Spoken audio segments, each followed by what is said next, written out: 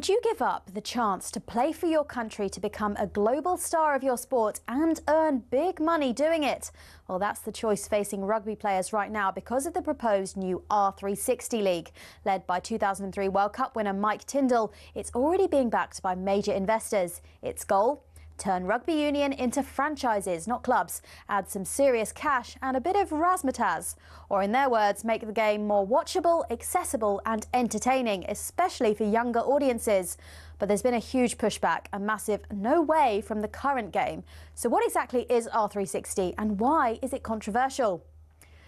Rugby union is facing challenges on a domestic level right now. There's huge financial instability across even top-tier clubs. The English game has seen leading clubs like Wasps, London Irish and Worcester go out of business in the top flight. The Welsh provincial game is in total disarray too. R360 says they would remove what are easily some clubs' biggest expenses, i.e. the big stars, and therefore make more of them profitable. So the plan is to inject a new lease of life into the sport. But how exactly? Top stars of the men and women's game playing for a franchise-based league with fixtures in cities like London, Miami, Tokyo and Lisbon. Each city would host a tournament featuring all the franchises during a short 3-month season. And though no players have officially confirmed, reports suggest around 200 have signed pre-contracts, some worth up to 750 grand. And if that's the pre-contract, you can imagine where the full wages will get to. Problem is, the rest of rugby says no. In fact, no way. The national unions from England, Scotland, Ireland, France, Italy, South Africa, New Zealand and Australia have declared any player joining R360 will be banned from test selection. World Rugby's also not approved the league. Many fear it echoes football's failed European Super League, a top-down, money-driven idea that could damage the sport's traditions. So is it dead already? Well, rugby union is at a crossroads. Some may be against it, but we know others are being swayed by the cash. So will everything work itself out? Or after the European Super League and Live Golf, have we got sport's next big scandal on our hands?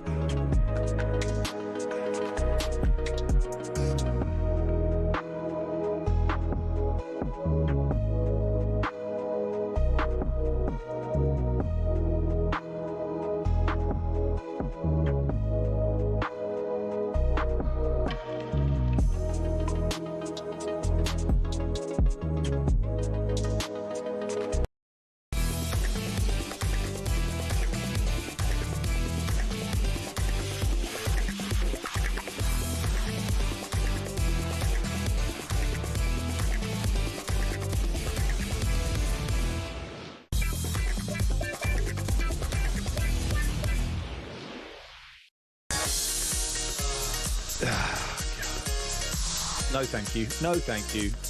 How are we supposed to be the nation's big morning switch on?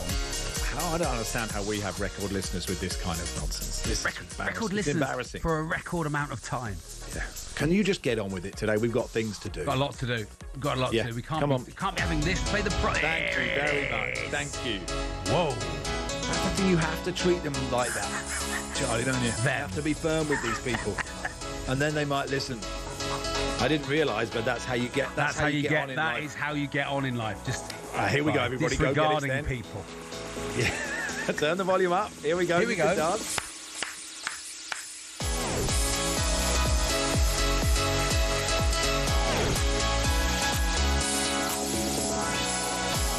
Good morning, everybody. You are listening to the world's biggest sports radio station. It is talkSPORT. My name's Max Rushden. Alongside me, Charlie Baker. Charlie, this is just any warm-up. This is the double award-winning, award-retired warm-up, Max, on Saturday, the 14th of February, 2026, and at 12:15, it's Burton Albion versus West Ham in the FA Cup fourth round. It's live on talkSPORT, presented by Natalie Sawyer. Commentary from Jim, Torquay United, Proudfoot, and former England captain Stuart Psycho Pearce, the OB producer. Declan McCarthy.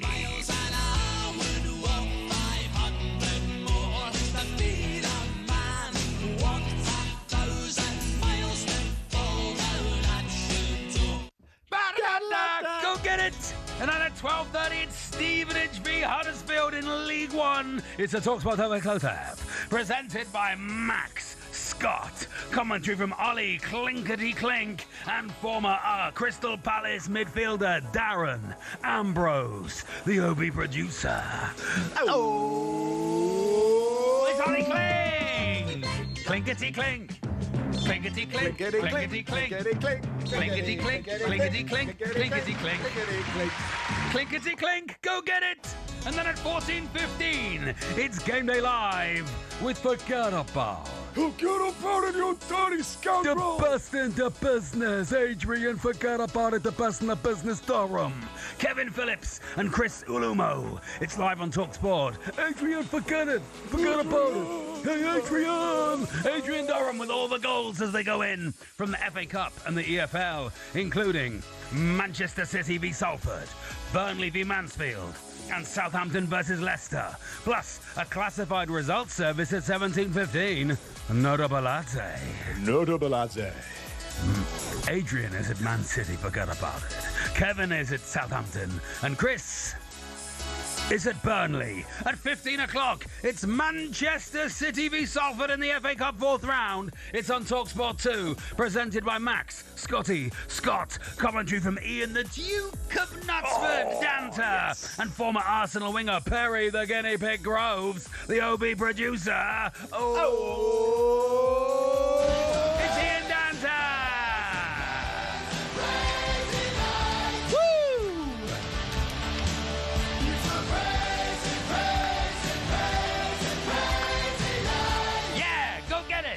And then at 17:45, it's Aston Villa versus Newcastle in the FA Cup fourth round. It's on talkSPORT, presented by Forget About It. Adrian Commentary from Big Joe Shannon and former Chelsea defender Scott Minto, the OB producer. It's Salaman.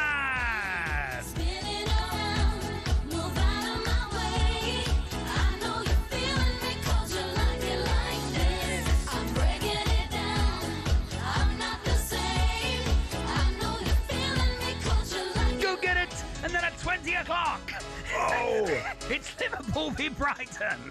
It's the FA Cup fourth round. It's on talkSPORT, presented by Hugh Woozencraft. Commentary from Mark, Willie Wilson, and former England defender Mickey Gray, the OB producer. It's Carl Raleigh.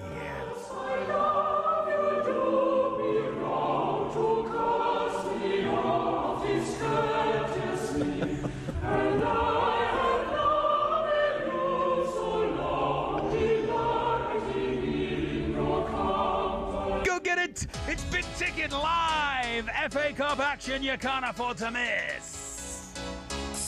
Good stuff here. Marvel says impressive go-getters this morning, especially as Charlie can now be heard on the radio 24 hours a day. The best start of the year to date. Wow. This is, go get it. The weekend started. Happy Valentine's Day to my partner, Chaz, says nice. Becky. Jill says, morning, Max, Charlie. One request. No Valentine crap, please. Dan says, I was supposed to collect my son from his mum's at 9:30 this morning. She contacted me bewildered last night to ask if I could pick him up before 9 because he'd specifically told her he wanted to be with Dad before the go-get-its, whatever they are. Yes. Kids, smoothing over divorces.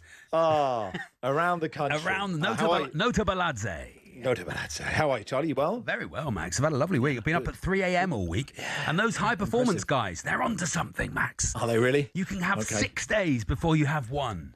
Should I be doing those topless videos saying, whatever you do, love the one you're with or whatever it is? Yeah, I think so. Anyway, look, you and I wanted a bit of a gear change from the go-getters. We both believe very passionately about this, and we wanted to have our say on Sir Jim Ratcliffe and the awful things that he said this week, or in my opinion, people won't be surprised what line of this I fall.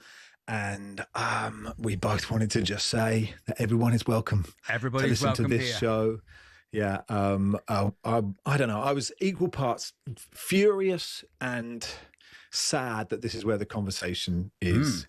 And his choice of language and using that word like colonizing is disgusting. Absolutely disgusting, yeah. I think shame on him, and he knows exactly what he's doing. His non-apology empowers people that want to divide us. Not to mention his statistics were wrong, not to mention that the Premier League falls apart without immigrants, not just on the pitch, not to mention that the NHS falls apart without immigrants, if anyone cares about that. It gave a great opportunity, I think, for other people with platforms to have a go at immigrants or just other minorities who are as British as you or me. And, you know, the implication of hate speech on the street as well. I was so furious. And as other people have brought up, you know, he is a billionaire tax exile. He's an economic migrant himself, Max. Exactly. He does not pay any tax in this country. He doesn't. And before people text in, I know I've spent most of my life in the UK and I don't live there at the moment, but I do. Every pound I earn in the UK, I pay tax in the UK, and I am happy to contribute because it is the right thing to do. And if you are an immigrant or if you are the child of immigrants, you shouldn't have to justify yourself to anyone, and you do not have to justify yourself to us. I think. In no way. I just wanted to say as well, people are allowed to migrate. People are allowed to seek asylum. 100%. One of the great things about this country is immigration and what immigration has brought to this country, and the fact that we are also a safe haven for people. 100%. And this show, me and Charlie make this show with love and compassion and kindness and joy and hopefully humour. Open arms. Even if you are a billionaire tax exile, you are allowed to listen to this show and enjoy shouting, "Go get it." Yeah, and I don't care if you arrived on a boat yesterday or you can trace your family back to, I don't know, the Picts in the Middle Ages. You are welcome to this, and I find it really sad that we have to say it, Charlie, but whatever your race, whatever your religion, your sexuality, your gender, wherever you are in the UK or around the world, if you are tolerant of others, we welcome you and we treat you equally. And that doesn't mean that we believe in uncontrolled immigration or supporting extremism. They are different things. People are people. Everyone deserves respect. And I thought it was worth saying that. And you agree. And even if you don't agree with those things, we are happy to have a conversation with you about what creates that division and why we believe that. We're not necessarily shutting you down. Yes. So I look forward to the texts, and I know the country's divided, but the people who want to divide us, you know, really rich billionaires just want to get richer.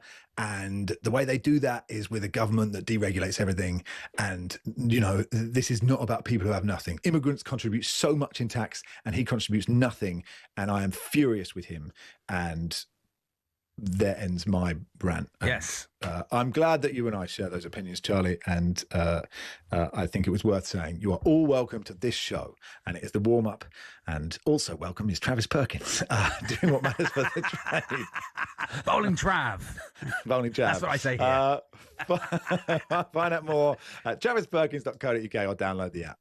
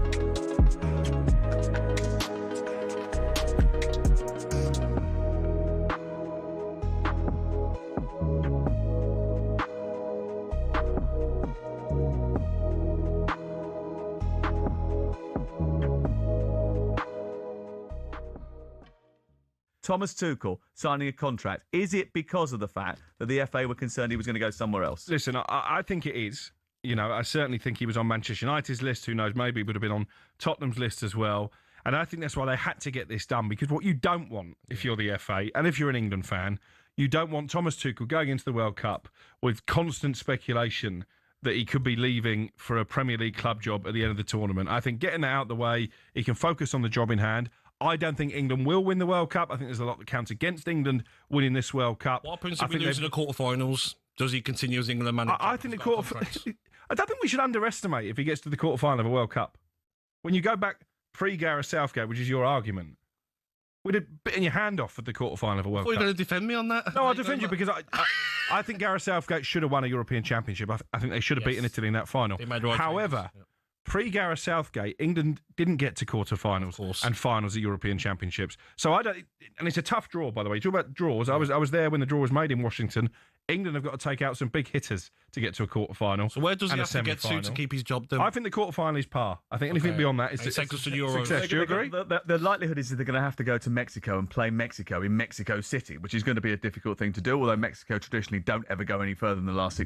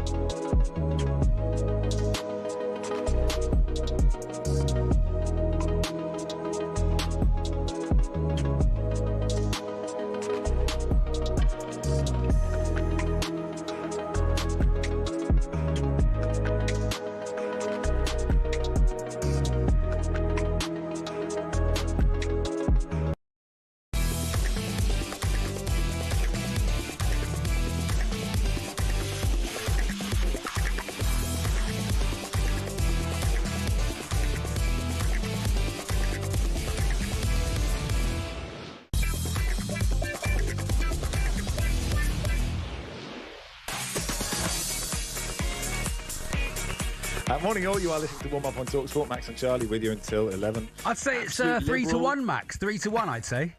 It's going pretty well, although I do right. absolute liberal BS from the worst show on radio in the history of radio.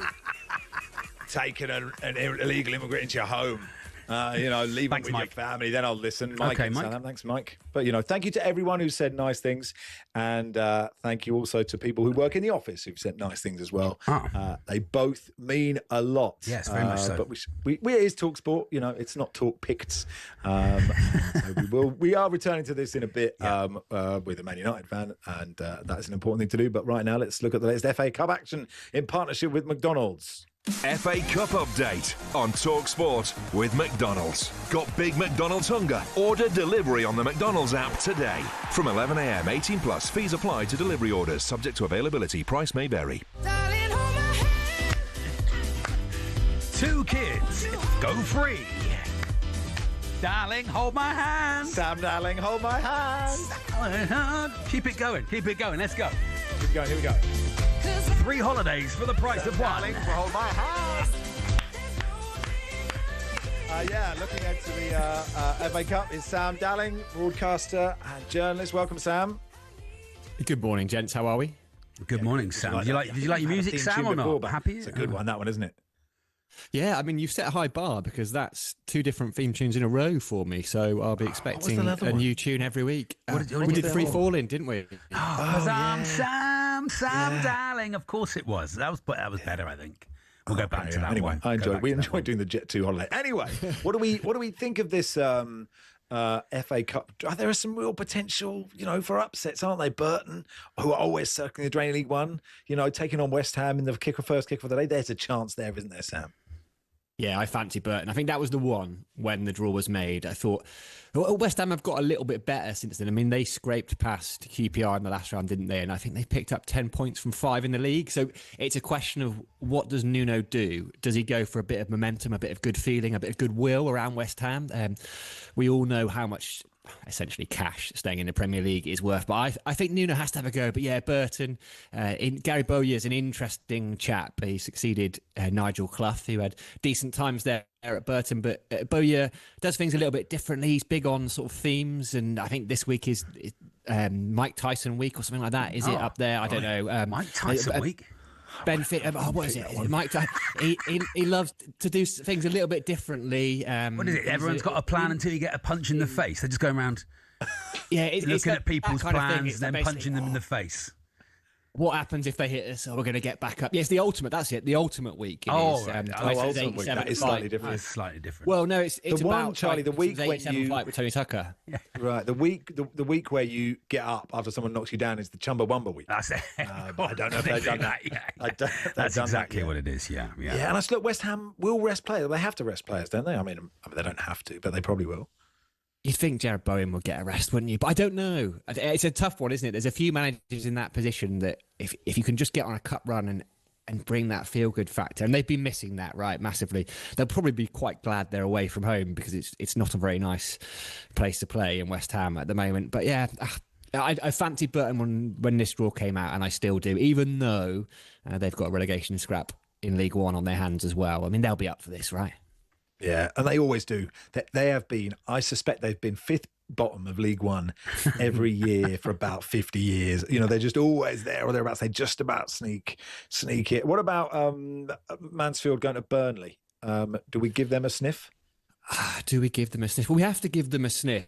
I mean, what a massive result for Burnley midweek. So there'll be some confidence from there. I think for Burnley and as well as Wolves, I know they're playing tomorrow. There's no reason why they don't go full strength, and they're going to go down anyway, right, Burnley, despite that result midweek. And this is a chance to really give their fans something to cheer about. I think Scott Parker's job's been on the line, like going out to Mansfield might be potentially a last straw. You can't rule it out, but at home they should have enough. I know I've talked about them not quite having enough in the Premier League, but you'd hope they would have enough to beat a League One side at home. There's no reason for them not to go full strength for this. But, you know, Nigel Clough will fancy it. I don't think they've got a particularly good cup record away from home, Mansfield, at bigger Premier League sides. But not that those things really mean anything. But I'd be surprised. I'd be surprised if Mansfield come away with a win here. Do you think Scott Parker's job should be under a threat, Sam? I mean, I heard him called the Dwight Gale of football managers the other day, sort of good at the top of the Championship but can't cope when he gets into the Premier League. But I don't know if that's just because of the size of clubs that he manages and the players he has at his disposal. Yeah, he's in that Darren Huckabee zone, isn't he? Just too good for the second tier, but not quite there. I think it's style, isn't it? And that was the zone in the Crystal Maze. They didn't often go to, but the Huckabee zone, the Darren Huckabee zone. Let me out. Sorry, carry on, Sam. Tell us about. No, that's much more fun, I think. Yeah, about Crystal but we can't. Maze We're not here for fun. Team. We're here for football. Stick to football chat. Oh, okay. Nah. I don't know. They had Vincent Kompany who played this free-flowing style, and so it's a very big jump, isn't it, from Kompany to Scott Parker? It was pragmatic. It got them up. You just sort of look at it and go, well, what would the point in sacking him now be? If you, who are you going to get in? Well, I know who you're going to get in, right? Sean Dyche. It's set up, right? Bring him home, back to his spiritual home. Bring Sean Dyche back. But yeah, I don't know. I think Parker will probably get to the end of the season, won't he? Whether they try something different, maybe they have to move away thinking, because at some point, if you're Burnley, do you have to think, okay, it's all very well as getting up, but how are we then going to stay there for a sustained period if it's 3, 4, 5 years? I liked how Scott Parker sounded just as miserable after they'd won at Palace as he normally does after they've heroically lost another football match. What about the class of 92 going to the Etihad? Oh, yeah, wow. Salford away. I think Man City could try and beat them. But they beat Exeter City 10-0. I think they could do it. I think they could try and beat that here. Yeah, they've got it in them. And, they beat Exeter City without Pep Guardiola on the touchline, and this time he's going to be there. This is a derby. This is a proper derby as well. Yeah, I know. So, look, Salford, there's a couple of... I mean, Beckham's still involved, Neville's still involved, but they have evolved a little bit and changed. Like, I don't give them much of a hope at Man City, right? I think didn't they go there last year and lose 8-0 in the third round? I think their best hope is to keep it respectable, whatever respectable is in that context. But they're interesting, Salford. Carl Robinson's just signed a new contract, and they've gone. They jumped up through the non-leagues quickly, and they got to the Football League in 2019, and then they've sort of stalled, and they don't really have the catchment area and the fan base. But it feels like they've worked it out. They've moved away from to get up through those non-leagues. They had to pay big money to players at the back end of their career, and now they're sort of changing. They've tried to evolve. They're bringing in some young lads, trying to pick up that talent that comes off the conveyor belt from the bigger clubs around them. So I think it's a good day out for Salford. It's a great day out for fans. Salford itself, the ground and the club and the food you get there and all that. It's a really good away day if you're ever going on an away day. But yes, they are at Manchester City, of course. What about your mob, Newcastle, going to Villa? We lost Sam. Yeah, that's. He is. He's there. I'm back. Yeah, he's back. Yeah, you're back. Great For that. I'm back. I was unstable. I think I heard the word "your mob," so I'm assuming you were chatting about Newcastle going to Aston Villa. Yeah, I'm heading down there. It rocked, to use a journalism term, by the news that Bruno Guimaraes out for the next 8 to 10 games. There's no reason Aston Villa shouldn't go for this either. They're still in Europe, but they've got a couple of weeks off. So it feels like a tough ask for Newcastle. Winning at Spurs was a massive result. It's a week where Newcastle have to go to Aston Villa, Manchester City in the league next week. Oh, and they've got to pop to Baku in midweek as well for a Champions League game. So there's a lot of miles, both in the legs and on the aeroplanes. I feel like Newcastle might have to sacrifice one competition, and sadly this could be it. Jill's been in touch, Sam. Jill's been in touch. Morning, Jill. Can I ask what Sam is feeding his cheese plant in the background? She said it looks very healthy, Sam. So she's wondering what you are feeding the cheese plant behind you. It's a good question. My background seems to be the subject of callers' intrigue. Yeah. I mean, the watering can last time. I'm still mystified, about this watering can, which I acknowledged, and then I've been looking for the watering can ever since, and I can't actually find. It's there. There's a watering can under your cheese plant. Oh, look, there it is. Under your cheese plant. Yeah.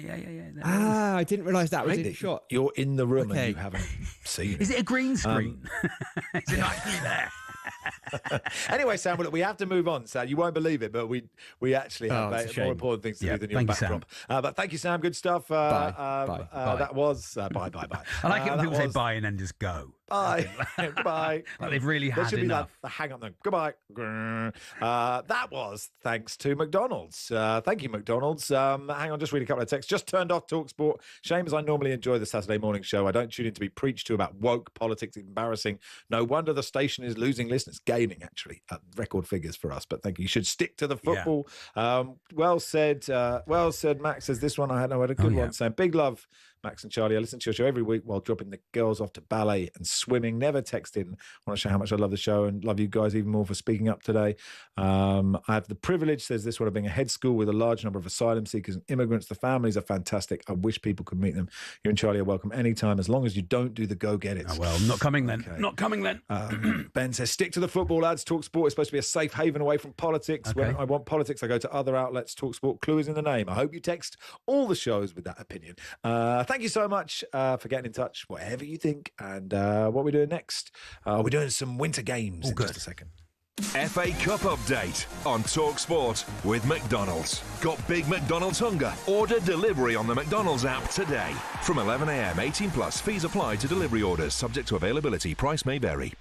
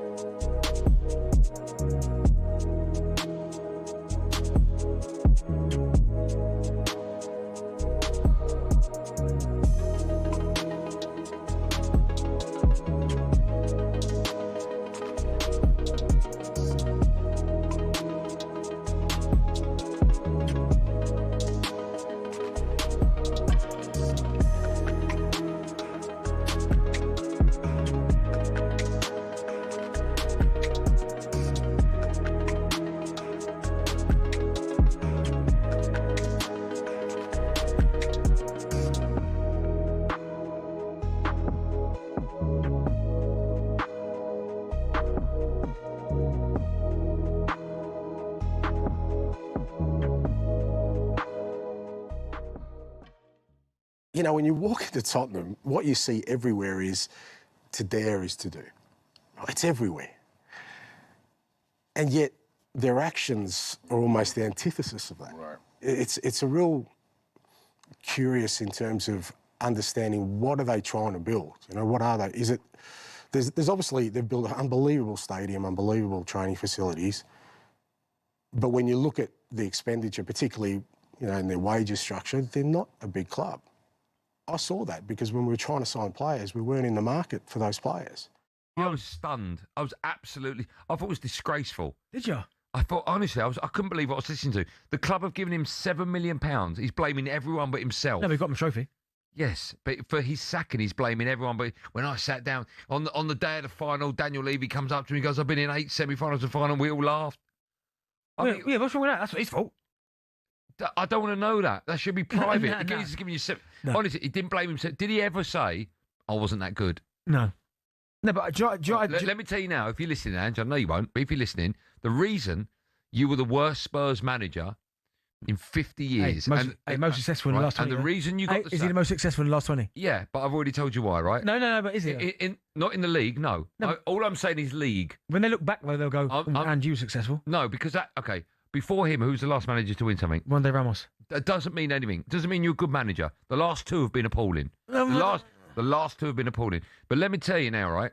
The reason he got sacked by Spurs, the reason he got sacked after 39 days at Forest was because he's not a very good manager. And he never looked at himself once. He never blamed himself once. It was never his fault.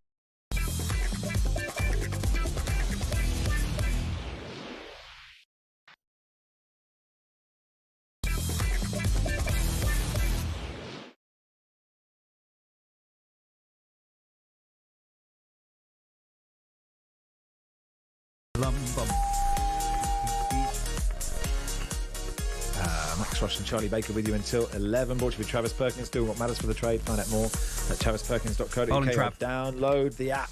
All right, let's do a bit of winter games, shall we? Got a gold medal in the skeleton. So who better to talk to than Amy Williams, former British skeleton racer. Amy, hello, Amy. How are you? Morning.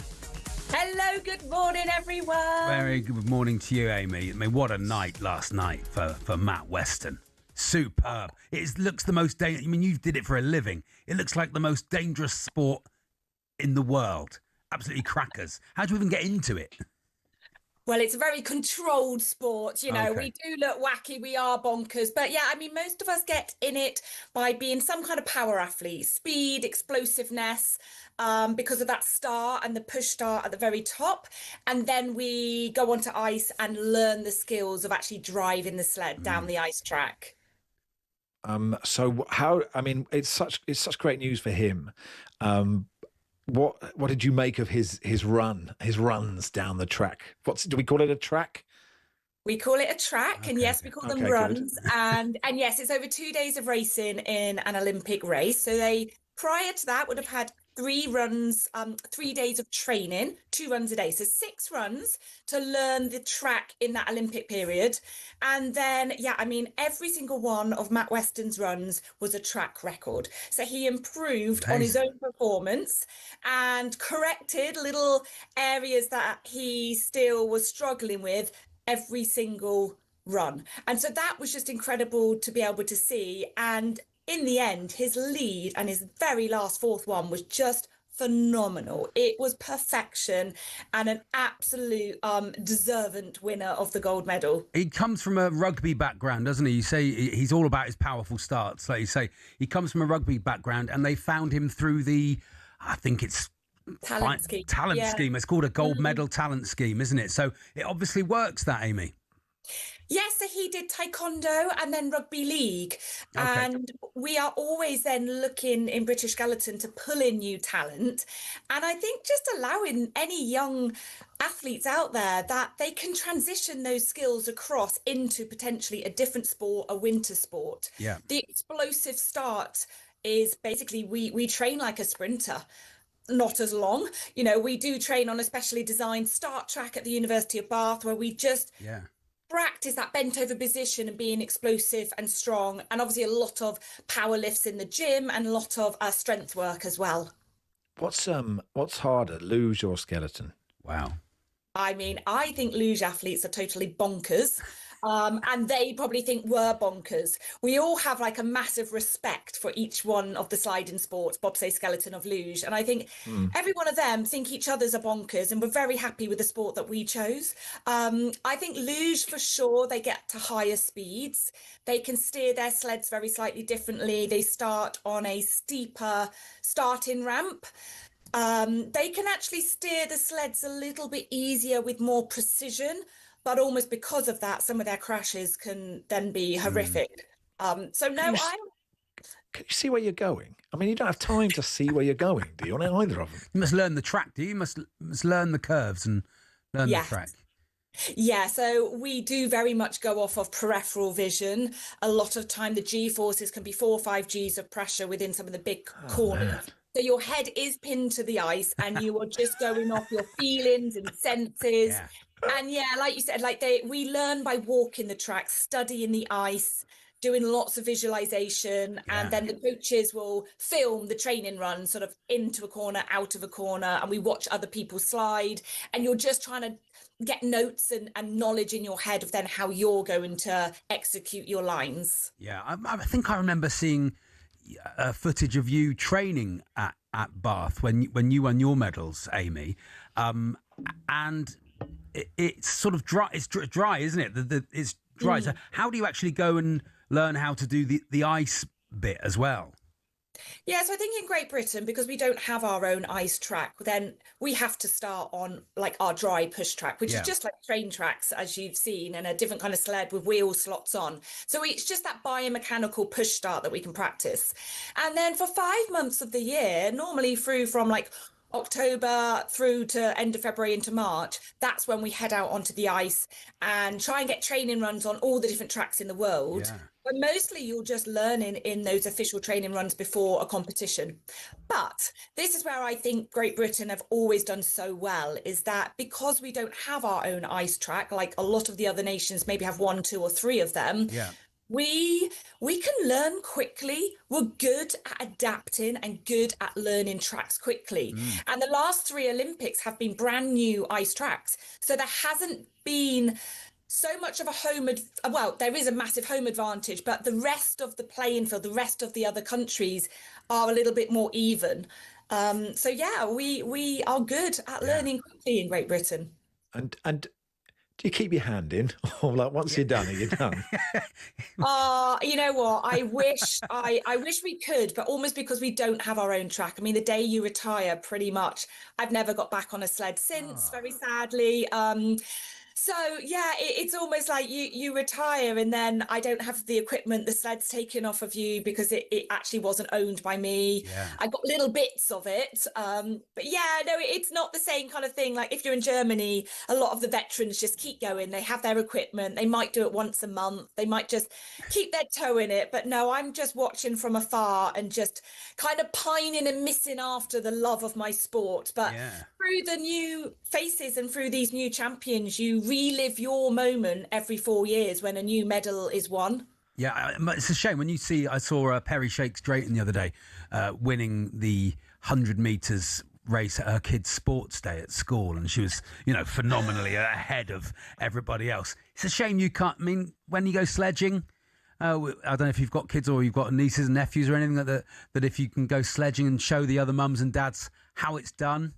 Yeah, that would be fun. I've got 2 boys, Oscar and Alfie, who are 8 and 6. And yeah, you know what? This has been amazing that they're now old enough to understand the Olympic Games and they've been watching it.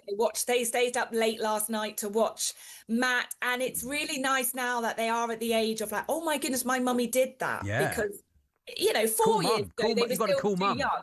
I like got a cool mum. I'm a cool mum. I mean, I'm really not at all, but yeah, maybe when they're, we have the next dump of snow, we will all go off together and have that lovely enjoyment. Yeah. Although it would be embarrassing if you didn't win the school sports day skeleton run. Yeah, that would mean disaster. Oh, that would be terrible. Anyway, thanks, Amy, for coming on. Appreciate your time. It was great. Thank you so much for having me. Bye. Amy Williams, who won the gold in 2010. Some big fat dad winning the Darren's won it. Darren's here. Darren's a welder and he's 18 stone, but he's big and naturally good at the skeleton. Just found out. Yeah. Anyway, you can watch every moment of the Winter Games Milano Cortina 2026 live on TNT Sports and Discovery Plus.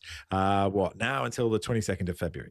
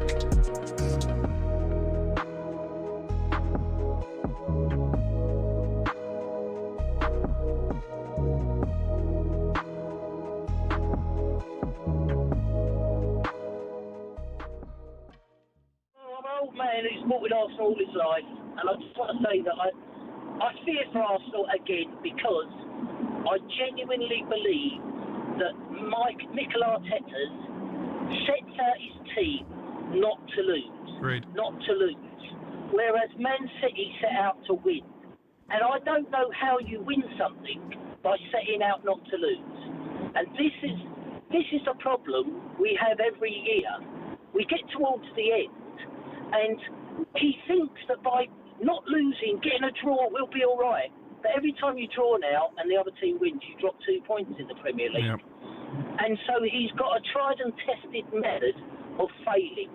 And if my reasons for believing that are, first of all, I've never believed he's going to get us over the line after his first full season. If you look back, I believe there was a moment. There was 8 games left to play. Arsenal were in 4th place. We were 5 points clear of the team in 5th, and we had a game in hand, and we still managed to finish 5th. And every season since then has been the same. That was when you went to Newcastle and lost, wasn't it? I mean, I think he's got a great point, because you compare, we were there, Sam, for both games. You compare Manchester City's performance at Anfield to Arsenal's performance at Anfield earlier in the season. Mikel Arteta went there to not get beaten. Pep Guardiola went to Anfield at the weekend, even at 1-0 down, Slightly different, to try and win the game. Manchester City are in a situation now where they have to win almost every game. They have to attack it, whereas Mikel Arteta has come up with a strategy where he's plotting his way through the course of the season. I think it's risky, strategically. And I think if they don't win it, it will be on the manager gaps. Approach in terms of the fact that he's trying not to play gambling football, but it could be one that backfires.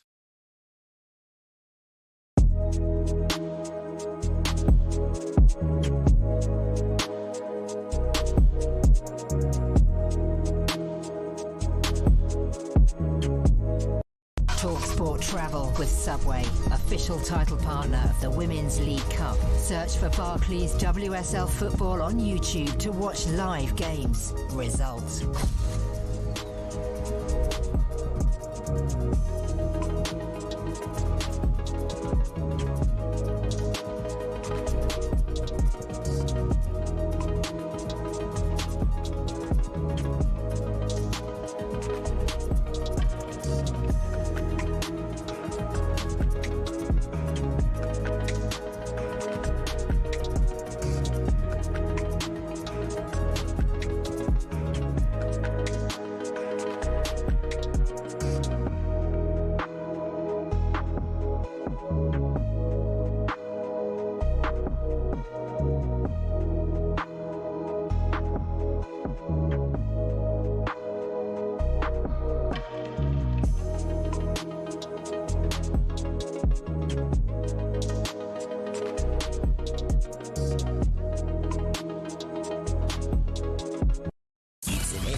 Weekend of electrifying live football on the talkSPORT network. Sunday afternoon. Birmingham take on Leeds from midday on talkSPORT, and Grimsby face Wolves from 1:30 on talkSPORT 2. It's a super Sunday of FA Cup football on talkSPORT.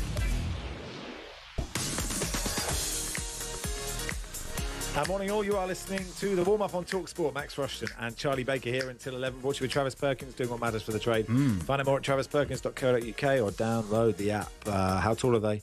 Quarterfinal, second leg, the final one in just a second. Lars Sivertson versus Kwaku Afari. It's 2-2. It was an absolutely brilliant first leg. Before that, let's go to John Norman, who is watching England v Scotland in the T20. A decent start for the English, John. Yeah, absolutely. 25 for 2, Scotland asked to bat first. They've lost 2 wickets in and over. Both wickets going the way of Jofra Archer.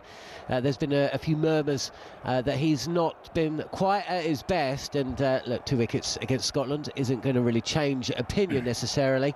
But England needs it to win this game. That's what matters. So the 2 batters to go as well, you'd have to say. McMullen and also Muncy, Scotland's best too. So to depart inside 3 deliveries, not exactly ideal. Scotland haven't been able to get on top of England early, who've bowled well so far. Over to with 2 overs, so it's been all pace with Archer also bowling 2. 26 for 2 at the start of the 5th. Thank you. Let's play How Tall Are They? Yeah.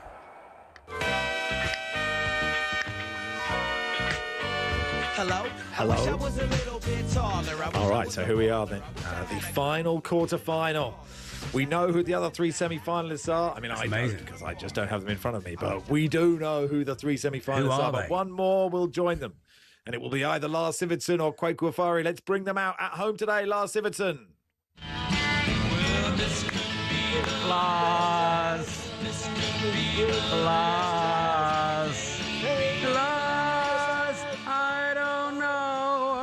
Lars, Lars Sivertson, welcome. Do you have your metric to imperial ruler in front of you? Oh yes. I've got the tape measure. Oh, it's wow. here. Look It's at that. ready. And I've also got like a chart because as listeners might not be aware, I am a metric man growing up in Scandinavia. Yeah. I have a very vague grasp of what feet are and indeed what inches are. So I do have a conversion chart in front of me. So playing with a handicap, I would argue, but so far it's served me well. Am I the Ted Lasso of this game? Well, as discussed before, Metric Man is very much the most boring Avenger. You're right, but like the fact that you've managed to get this far, you're right. With all the odds against you is really staggering so work. good. So well done. And look, you're at home, but it is all level with Kwaku Afari. Let's go surfing now. Everybody's learning how. Kwaku Afari with me. TalkSPORT favourites. Really good stuff. Welcome, Kwaku. You okay? I'm good, thank you, guys. How you getting on? Yeah, very good, Kwaku. Really good. Really You nervous? good to see Are you confident? Yeah. I'm excited. I'm ready to go. Wow, he sounds it, doesn't he? Sounds really up for it. Okay, look, focus. Look at that. No means time business. for talking. He just wants to guess some heights. Let's get on with it then. Here we go.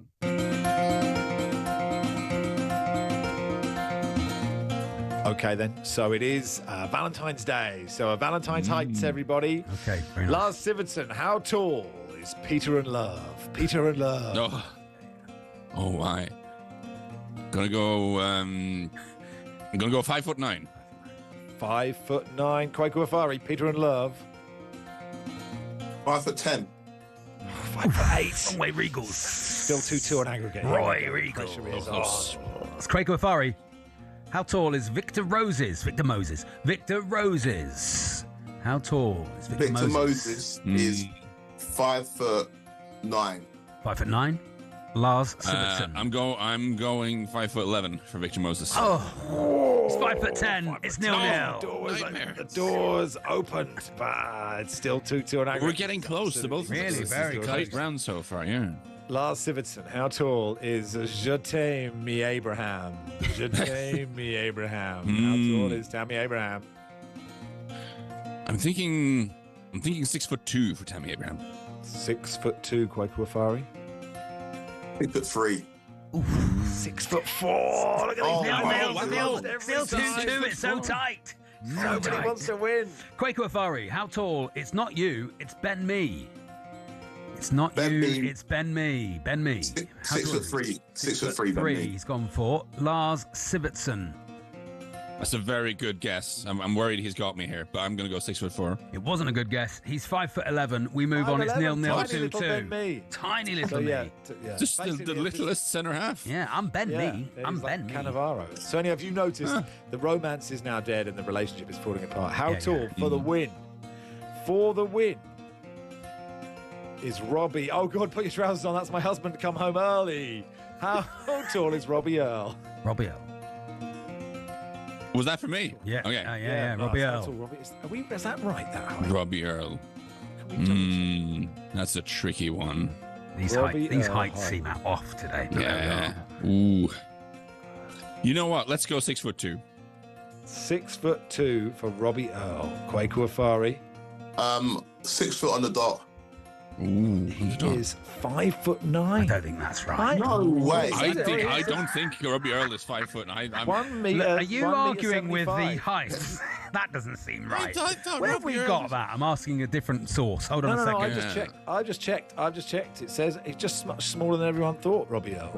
Robbie Earl, the ice hockey player, I is still 6'10". can't get over Ben Me being less than 6 foot. That doesn't make any sense. 5'9". Anyway, Robbie, if you're listening. it's a tiebreaker. It's Tiebreak. It's a tiebreaker.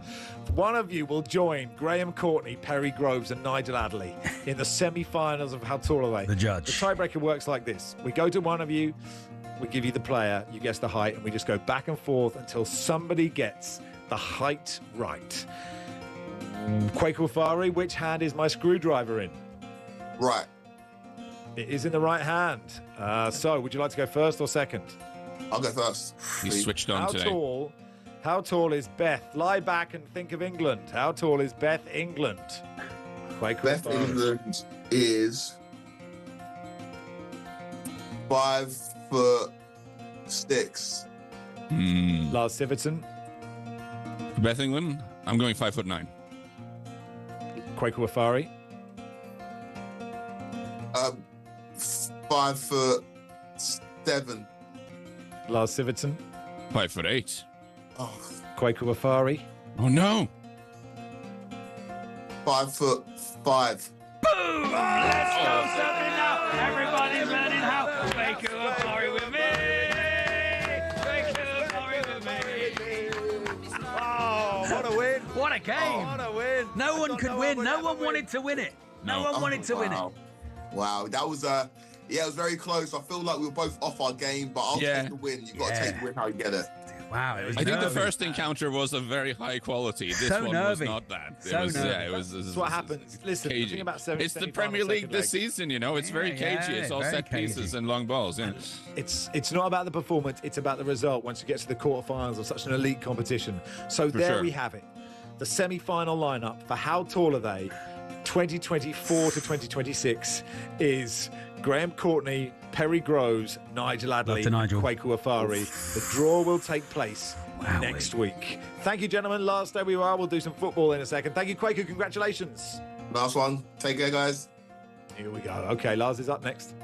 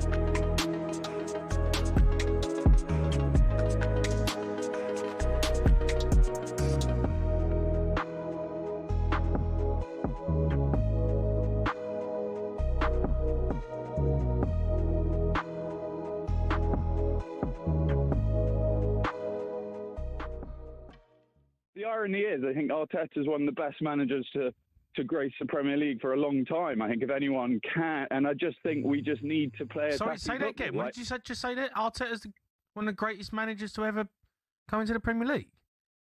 Yeah, can you not hear this evening? What are you on about? He ain't won that. He ain't won nothing. No, but you know he's a young manager. Wenger came second 3 years on the trot, and then he won the league. You got to give these guys time. And you know, I think you just said you've been found out. Yeah. So sorry. Do you say that Arteta's one of the greatest managers to grace the Premier League, or recent? I missed what you said. What did you say? I said Arteta is one of the best managers. Yep. He's come into a club. I don't know which one of you are talking, but one of you's a Tottenham fan. No, go on. I want to know what you said. He's come into the club. He's changed the culture of the club from something which was. Listen. Just say what you said. Well, I can't remember what I said now. I can't remember what you said. You said it. Did you say he's one of the greatest managers to grace the Premier League? Yes, I did. Like what? One of the greatest. One of the greatest. Yeah. To grace the Premier League. Yeah. Shall I say it again and then you question me whether I said it again? Yeah. Do it. Say it. Yeah. He's one of the greatest managers. No, that's not what you said. The Premier League. You said managers. You said managers. Anyway, let's get away from that because I want him to say it again.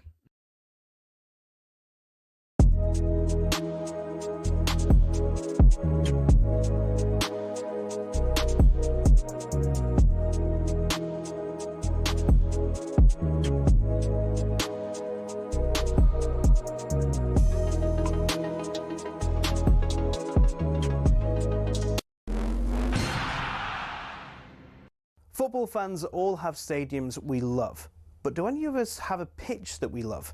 It might sound like an odd question, but pitches can be different sizes with big consequences.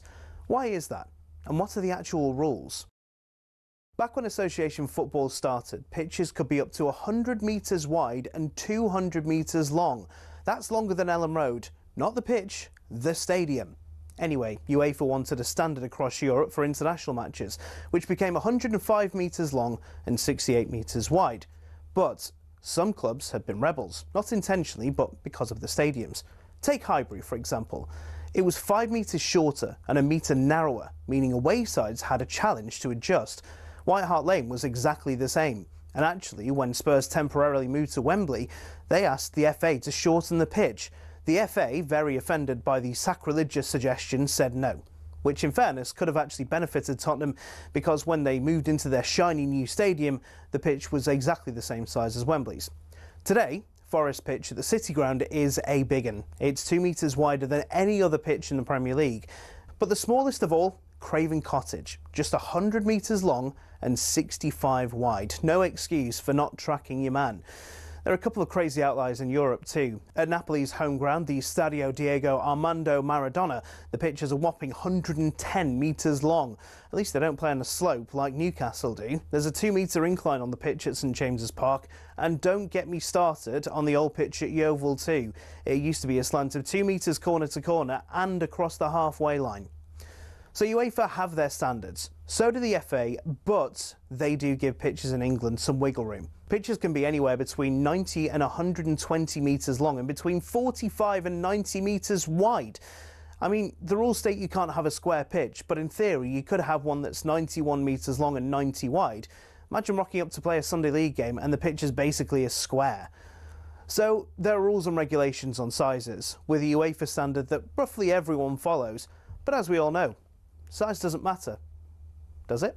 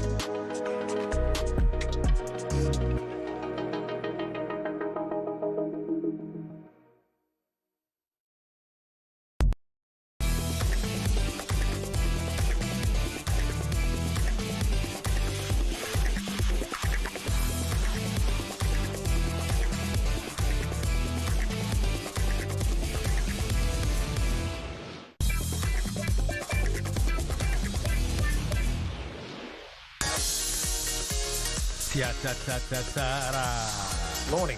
It is the warm-up on talkSPORT. Max Rushden and Charlie Baker here until 11. Shawnee says, little my out of the Moomins, your boys took a hell of a beating. And this was good from Dan, wasn't it? The creator of the game has crashed out. Part of me hopes that Lars flat out refuses to do the next segment and has digitally stormed down the tunnel. Well, let's find out, shall we? Let's look ahead of today's action with Enterprise Rent-A-Car. Destination football on talkSPORT with Enterprise Rent-A-Car. Whatever it is, we're here for it. This could be the last time. This could be the last time. Enterprise Rent-A-Lars. Enterprise Rent-A-Lars. He's still here, Lars. Welcome. That was my nickname at uni, by the way. Yeah. I know. Listen, it's brutal to have to go again after, but you could tell Quaker there was something about him. He was in the mood today, just from coming on. He had an air of invincibility, and there we go. You know, sometimes you can just tell. come up against the better man. Anyway, let's talk, before we do any FA Cup stuff, let's talk about Igor Tudor. Teddy Sheringham put up a clip on social media. Let's hear Tottenham. I love Teddy as a player. But anyway, this is what he had to say about the appointment of Igor Tudor. I'm hearing Igor Tudor as the new Tottenham interim manager. I can't believe it. I really cannot believe this appointment. Has he got any experience with the Premier League? Yes. Proven manager with different clubs, Marseille, Juventus. Yes, I hear it. What do they want to win, the Champions League? Is that what they're bringing him in for? I cannot believe this. They're in a relegation battle in the Premier League. Does he know anything about who they've got to play in the next few games? Does he know anything about Brentford? Does he know anything about Aston Villa? Does he know anything? Yes, he's going to understand football, but does he know anything about the Premier League? This game is going to hit him fast. Teddy. I mean, it's interesting, Lars, because I don't generally subscribe to DNA and club DNA and finding an old boy, but I did kind of feel you needed someone in that dugout for the Arsenal game that every Spurs fan goes, I love him and I want them to do well. Someone Spurs. And like nobody in the stadium will really know who this guy is. Doesn't mean he's the wrong appointment, but he's up against it, I think. I think Igor Tudor probably has heard of Aston Villa, to be honest. If I had to make a guess, take a complete stab in the dark and think that I think he has. I take Teddy's point, though, that does he get what's going on at the moment, the minutiae that you need to go into these games? That's what I think he's asking, Lars. Yeah, being non-flippant and non-facetious for a second. Yeah. I do actually agree that it adds a slight element of risk that you're bringing in a guy who hasn't worked in this country before. I do agree with that. I think the upside, I mean, the positive thing, you look at someone like Tudor, is that he's someone who has done sort of short stints before. He has been in a situation before where you've had to go in, try to make something happen quite quickly. And then he's left afterwards. I mean, I think this interim job is not unfamiliar to him. He's worked at Juventus before. He's worked at Lazio before. He's been at Lazio, at least very briefly. He's worked at Marseille. He's been at sort of slightly big, chaotic clubs where there's a lot of stuff going on. In terms of his football, he has a reputation for coaching his teams to be quite aggressive, physically tough, uncomplicated. He's not like a dainty passing man, which I think is good, because if you look at the Spurs squad right now, if you bring in someone who wants to play like an intricate passing game, they don't really have the midfielders for that, and you don't really have time to coach it. So someone to get in and put a boot in, as they say, and just kind of fire up the guys and set them up in a way that's not too complicated and try to battle their way to the points that they need to stay up. He does fit that bill a little bit, but it is true that the fact that he's not worked in England before presents a slight extra risk. Realistically, you're taking over a club that's they're 5 points above 18th now. They have a lot of injuries, is the concern. You think if the Spurs squad didn't have injuries, they'd be nowhere near the situation, but they have injuries, and so they are. Slight concern. He does favour three at the back in wing backs. Currently, Spurs is good. Spurs have very good wing. Pedro Porro and Destiny Udogie would be very good wing backs, but they are hurt. So there's an issue there with personnel and what you have to choose from. So in terms of his coaching profile, I don't hate him for someone to come in and get them to be aggressive, combative, fire them up a bit. Don't try to overcomplicate things. But the fact that he's not worked in England before presents a risk. Teddy Sheringham is not wrong in that. Yeah, I mean, is it somebody, if he's done those kind of escape jobs, that can explain? It always seems ridiculous that the players don't realise they're in a relegation battle, but they really are. Like, and there are lots of teams down there. I think it would be unlikely that Tottenham would go down. Right? They have a bit of a cushion. But like, is it someone that could go in there and go, seriously, you've got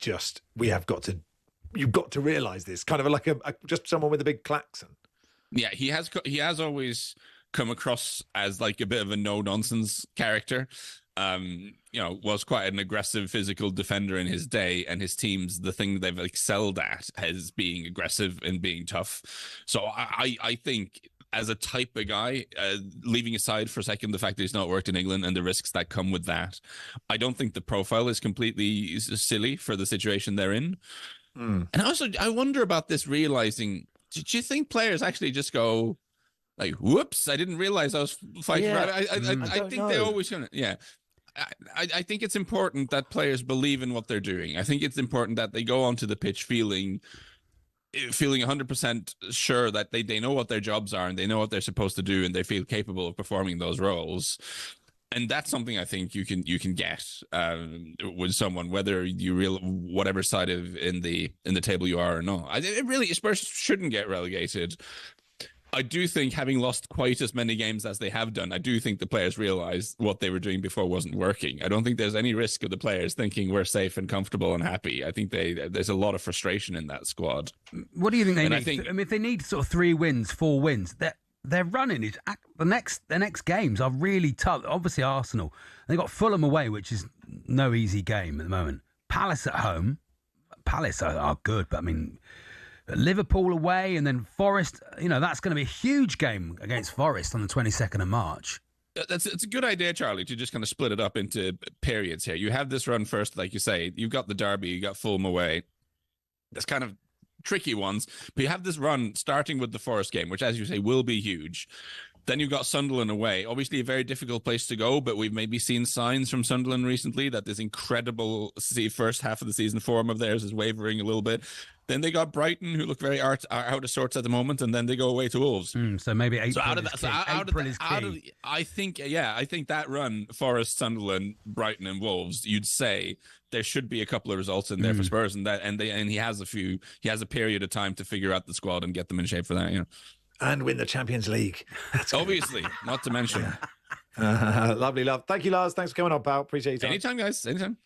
That was a look ahead to some of the players, in a way it was, that we feel will be here for it and deliver this weekend with deep Enterprise dive on Igor Tudor's career. That was, as Enterprise Rent-A-Car wanted, a deep dive into Igor Tudor and what he will bring to Tottenham Hotspur. Destination football on talkSPORT with Enterprise Rent-A-Car. Here for it. Book now at enterprise.co.uk.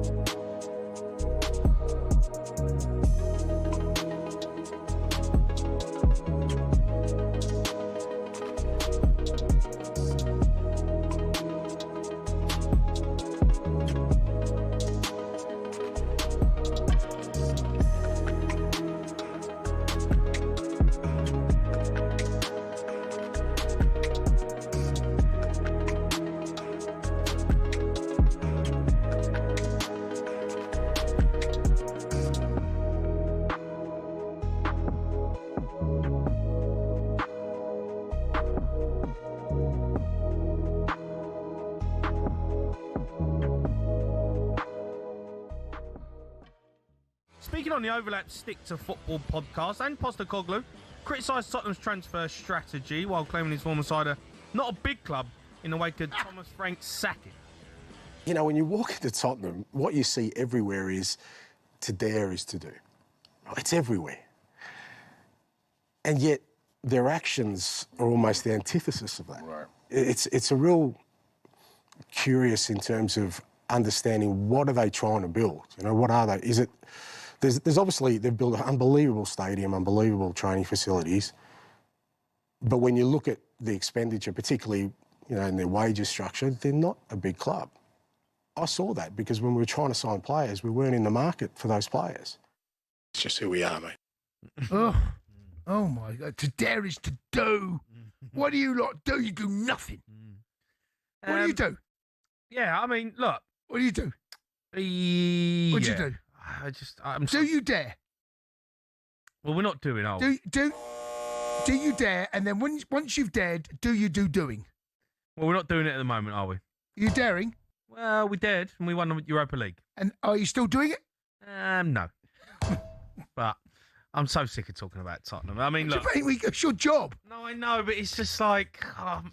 it's not my fault, is it? Ex-manager coming on. Don't start having a pop at me. It was absolutely garbage in the Premier League. All right, he won the Europa League, but he got a 0% win ratio in the Premier League at Nottingham Forest. Didn't want to mention that on Stick to Football, did he? So, what do you mean? Well, it's very easy to come out and start.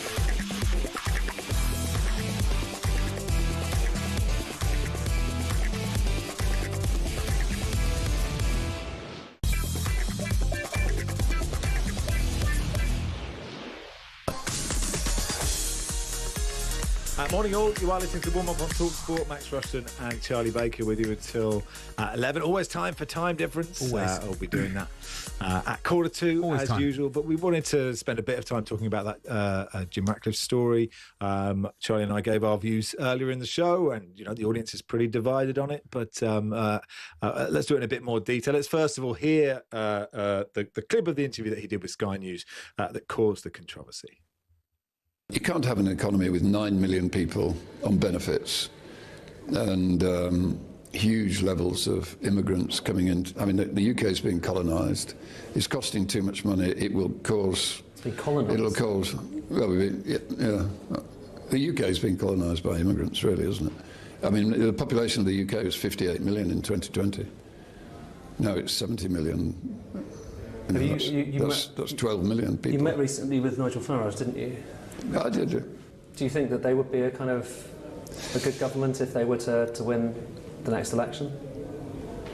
I think Nigel is an intelligent man, and I think he's got good intentions, but in a way you could say exactly the same about Keir when Keir came in. I think it needs somebody who's prepared to be unpopular for a period of time to get the big issues sorted out, would be my view. So they were the first statements. Those statistics he gave weren't correct. It's worth pointing out. After the backlash, he said, "I'm sorry that my choice of language has offended some people in the UK and Europe and caused concern. It's important to raise the issues of controlled and well-managed immigration that supports economic growth. And my intention was to stress that governments must manage migration alongside investment in skills, industry and jobs so that long-term prosperity is shared by everyone. It's critical we maintain an open debate on the challenges facing the UK." Gabby Agbonlahor was on Breakfast the other day, and this is what he said about it. When I heard the words, for me, I felt they were disgusting words, and I felt for all the immigrants that have contributed and given a lot to this country. And coming from my background, my dad come over here in his 20s, to study, got a PhD in material science, went on to have 5 kids. My stepmom come over from Nigeria. She give 30 years service to nursing, psychiatric nurse. She was working through the night, contributing to the country as well. And even myself, born in Birmingham, one of the proudest moments of my life playing for my country, playing for England, something that I'll always look back on, my kids will look back on, but also proud of my Nigerian descent. My dad, my stepmom being from Nigeria, my kids have got Nigerian blood in them as well. So I just felt let down by the comments, and there's a saying out there, isn't there? When someone shows you themselves, believe them, because he doubled back on the comments before the backlash and then sort of tried to apologise. So sometimes think before you speak. This was an interview with, was it Sky News, was it? It was a big interview. Economic forum that he was talking at, and he was interviewed on the fringes of that, and he made those comments to Sky News, yeah. Yeah, so that was Gabby Agbonlahor talking to Sam Matchface and Crookie yesterday. We can talk to Noureddin Chowdhury, broadcaster, author, Man United fan, host of The Good Days Are Coming. Hey, Naz, you okay? Hey, Naz. Yeah, how's it going? Good, thank you. Yeah, good. And look, you are also like the son of immigrants, and not that I care, but that you are, and a Muslim as well. I also don't care, but you are, and I suppose I'm really interested in what you made as a Man United fan of what Jim Ratcliffe said. Well, I mean, first of all, I never thought I'd say this in my life, but I'd like to hear more from Gabby Agbonlahor. So that's that's a new one. I thought he was incredibly eloquent there, unlike Jim Ratcliffe. Yeah, I mean, it's been so interesting to see this play out. First of all, his initial comments, then the fallout, and then the non-apology. It really grates me when people are saying things like, okay, put aside the word colonization, like put that aside for a moment. Why put it aside? Like, language matters. Mm-hmm. Like, and again, you mentioned the fact that my parents were immigrants to this country and came from Pakistan. The reason they came from Pakistan is because this country needed a manual workforce. It was a direct response to that, and it was to rebuild post-war Britain. And who did that? It was people from countries that the UK had colonized. It was people from Pakistan, people from India, people from Bangladesh, people from who came over on Windrush. So that's why it's so incendiary to use the word colonization, and also it's this thing of the whole definition of colonization is those in power taking over and taking control. Anyone who's come over has come with no power, and even in the interview, he first of all he said it twice. Second of all, as soon as he said it the first time, the interviewer said colonization, like to give him out, and he didn't take it. It wasn't clumsy, was it? It was a chosen word. It was absolutely a chosen word, and it's embedded into his thoughts. And even the non-apology, like we've spoken about how in these non-apologies people say, "Oh, I'm sorry that some people were offended," because that puts the onus on like people being offended and not admitting that you've said something wrong. But also it was the caveat that he puts in there. I'm sorry that if some people were offended in the UK and Europe. So what does that say to the rest of the Manchester United fans around the world? Like, that is knowingly leaving them out. And again, there's been a lot of talk about this, so this has been covered. But the fact that Omar Barada could be like the CEO of Manchester United, could be like a poster boy for immigration. You've got Amad Diallo, who's got such an inspiring backstory about where he came from. Jim Ratcliffe's hero is supposedly Eric Cantona. Eric Cantona is passionately pro sort of immigration, pro refugee, and in fact, the reason why he is because his grandparents had to escape Franco Spain, and they were refugees to France. So it's so disingenuous, people who are defending him, and I don't think the apology means anything, and I think he's shown himself for who he is. What do you make of Man United's statement? Because that was interesting. You know, Man United prides itself on being inclusive and welcoming club. Our diverse group of players, staff and global community of supporters reflect the history and heritage of Manchester, a city that anyone could call home. What did you make of that? I mean, in a sense, it's good they came out with a statement because they could have just shut up shop and not said anything. So that's good. But again, like that was focus group to death. Like it actually said nothing really. It was just empty platitudes. And it's, I don't know if you've seen the meme of like a goose chasing after somebody saying why is that? Why are you saying that? And you felt that with the statement. It's like if you take that statement on its own, like it means nothing. It absolutely means nothing. And then it's like, well, why are you saying it? Why are you saying it? And it's, we know why they're saying it, but it felt so empty. But yeah, but again, we talk about, how many times have you heard people say, why can't we talk about immigration? Why can't we have a sensible conversation about immigration and managed immigration? The reason why we can't is people like Jim Ratcliffe, who comes out with fake statistics, comes out with wrong language, and he derails any sensible conversation you could have. And we have millions of conversations about it in that way, but not using facts or real life. There are, we talked about at the top of the show, and we agree with your sentiments, and I hate what he said, and I hate who it empowers, and I hate how it causes division. But there are listeners who, you know, obviously tell us to stick to sport and tell us that we're woke idiots. And there are people who have genuine concerns about illegal immigration. There are people who have concerns about like no-go areas in the UK. There are people who agree with Jim Ratcliffe. Like, just there are listeners to this who just agree with him. What would you say to them? I'd say to them, speak to people who are from those places. Speak to people who are from Birmingham. Speak to people who are from Manchester or Bradford or wherever. What I take offence at is people who live, billionaires who live in Monaco, having opinions on it. When what do they know about living in Birmingham, living in a rich multicultural community? Like, you won't get like some boss man in Birmingham sort of talking about polluting the environment. That's something that Sir Jim Ratcliffe's an expert on. So I find it hugely offensive. And again, like I hate to say it, but it was parroted by Simon Jordan as well. And this whole talk about like, don't bring politics into football or leave politics out of it. Like, it's constantly brought in, and you can't pick and choose. And what Simon did was was quite disingenuous, and well, I felt it was anyway, where he kind of like, he kept on using bunny ears, and he kept on saying things like, well, some people might say, I'm not saying this, but some people might say this, and it was so mealy-mouthed what he was saying, and first of all, he started talking about no-go zones, like if you walk around certain parts of the country. Then he started talking about, then he went on to the Maccabi Tel Aviv situation.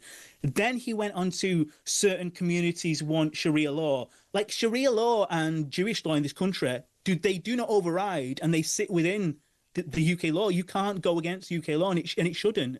And then the bizarre thing is, because again, you say don't bring politics into it. Like I'm just sitting here, like eating my cereal, and suddenly Simon Jordan's bringing Muslims into it. I'm like, why did you bring us into it? Like I want to listen to football. Don't you bring us into it? And like he mentions first cousin marriages. And I'm like, first of all, I'm thinking, where's that from? And second of all, he says, oh, there's certain communities that want to cede it into the law of the country. It's in the law of the country. Like, you can marry first cousins in this country. And I remember him criticising Celtic fans for being anti-monarchy. And if it wasn't for first cousin marriages and interbreeding, the royal family wouldn't exist. So he just needs a bit of consistency. What do you think the reaction to Jim Ratcliffe if he goes to Old Trafford next will be? I hope he's roundly booed. And again, one of the things you hear that the players are upset about this. You hear that people within the club are upset about this. You also hear that the Glazers are upset about this, and that's not because they're sort of particularly progressive. They're thinking about the money. So how bad do you have to be to make the Glazers look good? Like it's a ridiculous. He had to do the bare minimum. He had to do the bare minimum coming in to make himself look better than the Glazers, and he's even failed at that. And again, if we're talking about football, if we're talking about things in football terms, he is supposedly the architect and the head honcho in terms of rejuvenating the sporting operation at the club. How can we trust the judgment of somebody who gets things so wrong, gets his statistics wrong, gets his language wrong, and he's supposed to be in charge of this big multi-billion-dollar enterprise? It doesn't look good for even on a football basis. Look, Noz, we don't have a huge amount of time on the show, but it was really good to get you on. We appreciate your thoughts. And can I just say, if people want to call me, I'm happy to be called a woke idiot, because if woke means accepting of all human beings, leaning towards kindness and striving for true equality, I am happy to be called a woke idiot. Me too. And can I just quickly say something? Obviously, Simon Jordan made those comments on talkSPORT, but I have been impressed by the way talkSPORT have dealt with this. I've been really impressed with Alex Crook's comments. I've been really impressed with Gabriel Bunglahor's comments, and you two were brilliant this morning. Thank you, Noz. Appreciate your time. You're a good man. Thanks. Noureddin Chowdhury there, who's written a brilliant book actually about, Inshallah United, it's called, growing up with faith and Manchester United. We wanted to put that side of the conversation on. Is Max and Charlie. We are with you until 11.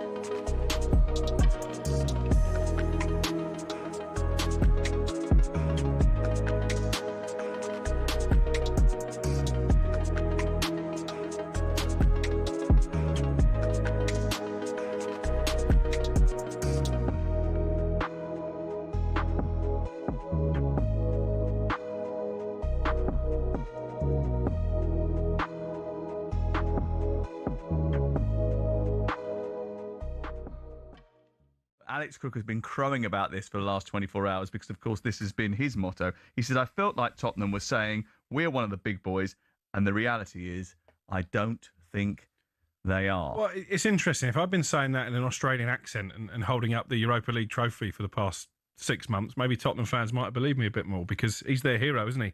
Despite the fact he finished 17th last season. And he's right. He said all the things that I've been saying. They're a big club in terms of the training ground is fantastic. The stadium is the best in the Premier League, if not the best in Europe. But they're not a big club in terms of trophies won, in terms of global fan base when you compare them to the likes of Liverpool and Manchester United and Arsenal, especially now that Son is not there anymore, because that did open up all kinds of avenues for them. And they're not a big club in terms of the transfer fees they pay, because Dominic Solanke is still their record signing at £65 million. And they're not a big club in terms of the wages. Well, actually, that does make them a big club in world football, because there's not many clubs that play that sort of money for players. Most of them are Premier in League, Premier League. big club, though. But wages is a big problem. Yeah, but they're not paying pennies here. Like, what we're talking about here, maybe they don't pay £300,000 a week, but I can imagine some of the Spurs players are on close to 200. I would imagine so. Well, they certainly shouldn't have a wage bill. Their wage bill is not 17th, 16th in the Premier League, is it? There's no way that can be the case. No, but I also think what Ange was saying was that when he finished 5th in his first season... We should be going. But that was an overachievement, really, when you look at where Tottenham have been in the Premier League era. I know they had a few golden years under Mauricio Pochettino, but they're not an established top 4 team. They're not.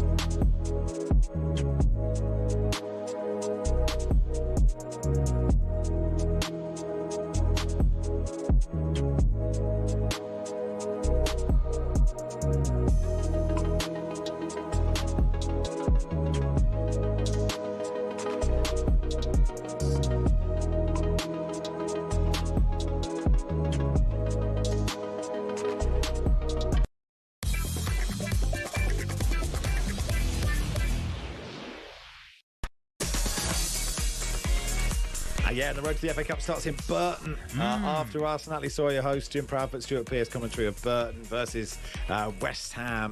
The first of about 1 billion commentaries today as the go-get-its went on forever, but I enjoyed them tremendously at the start of this show. It is Charlie Baker and Max Rushden with you until 11 with Travis Perkins. Do what matters for the trade. Find out more at travisperkins.co.uk or download the app. Let's check in with John Norman watching England-Scotland in the T20. John, could you just remind me what England need to do and what Scotland need to do for that matter to progress in this competition? Well, both need to win because both have lost matches. It's a 5-team group and the top 2 go through. West Indies are 1-2 from 2 and they've got 2 matches to go, and both England and Scotland have 1-1 lost 1. So essentially whoever loses this game faces a very, very tough battle to qualify for the next round of fixtures. And England doing well in this one, aren't they? The bowling attack hasn't been brilliant so far, but they've been pretty solid today. Well, you'd expect them to beat Scotland, right? They're in a group essentially with Scotland, Italy and Nepal. They narrowly got past Nepal, and they should beat Scotland today, you'd imagine, and Italy, and progress. They were shown up a bit though by the West Indies. So, look, this is an England team that is nowhere near the great team that won in 2010 and also in 2022. They've got some good players, but if you were to stand this team up and say, well, which or who would make a World 11, then you're kind of struggling. I mean, Phil Salt, Jofra Archer at his very best, and we haven't quite seen that. Joss Butler seems like he's, just on the downward curve, as is Adil Rashid. Both brilliant performers, legends actually of white ball cricket in this country and internationally. So it's not a stellar team. There are better sides out there, but the wonderful nature of T20 cricket means that anyone can win on its day. And we've already seen that. Australia lost to Zimbabwe yesterday. England nearly lost to Nepal as well. So, it's a terrific tournament. It's one that keeps you entertained, and even the one-sided matches don't last so long that you get bored. So good tournament. England, though, you'd have to say, whilst one of the favourites to win, don't look like a side that are really going to take on India at their absolute best, and even the likes of South Africa and New Zealand, and also other Asian teams in the subcontinent in their own conditions. So it's tough for England. One other thing to just factor in. If not for the politics in and around cricket, and you talk about separating sport from politics, it is impossible. Tomorrow, India play Pakistan. This is a game that essentially wasn't going to take place until about 3 or 4 days ago. Bangladesh should be in this tournament. They should be playing England today, if not for politics.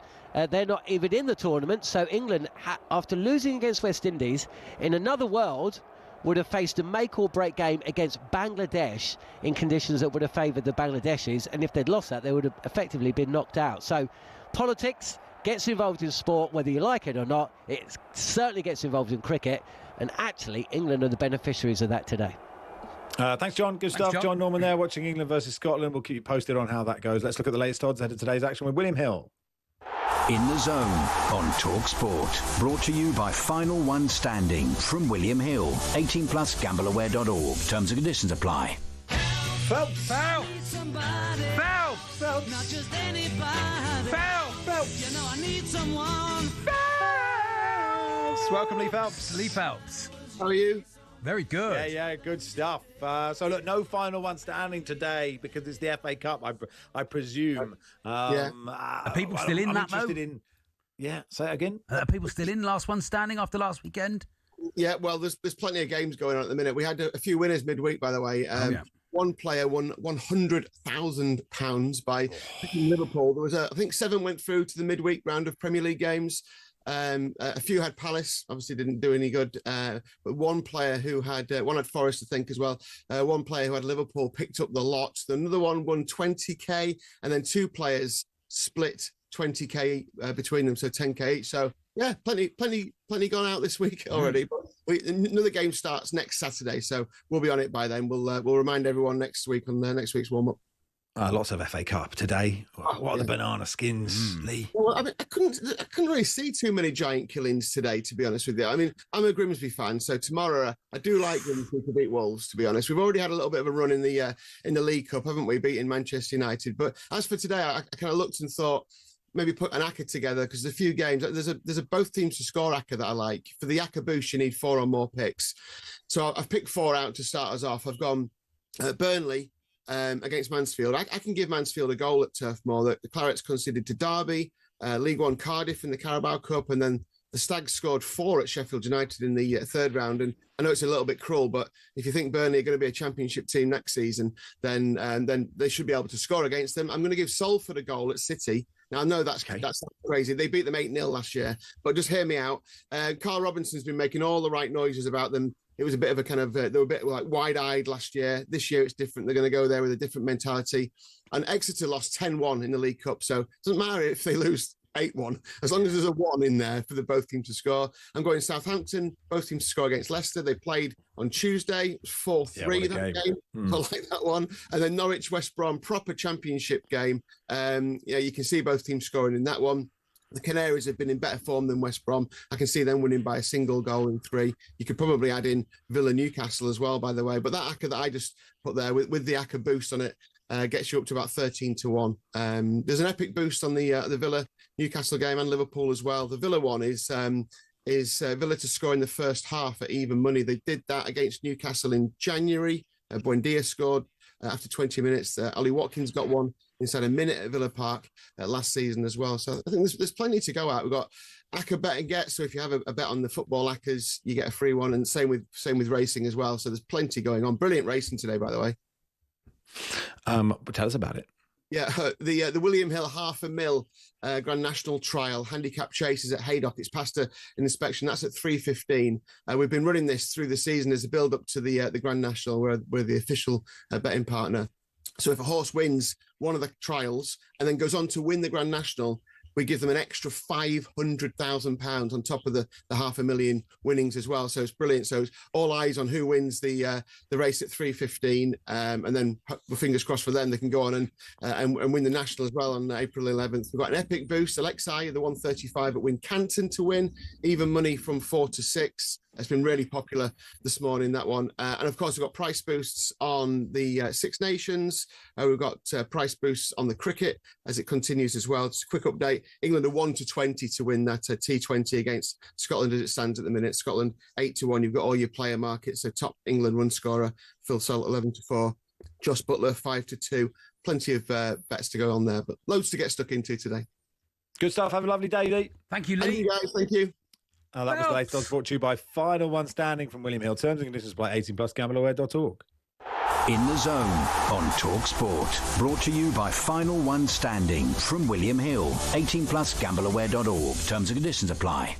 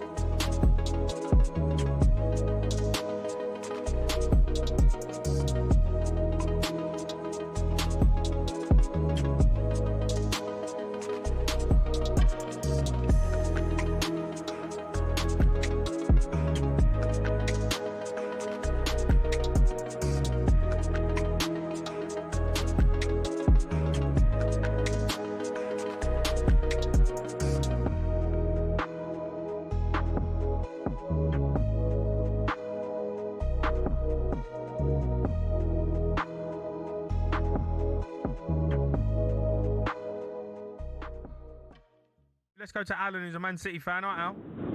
Yes, good evening. I've got a little song for you at the end for the Arsenal fans as well. But do you know what, Arsenal?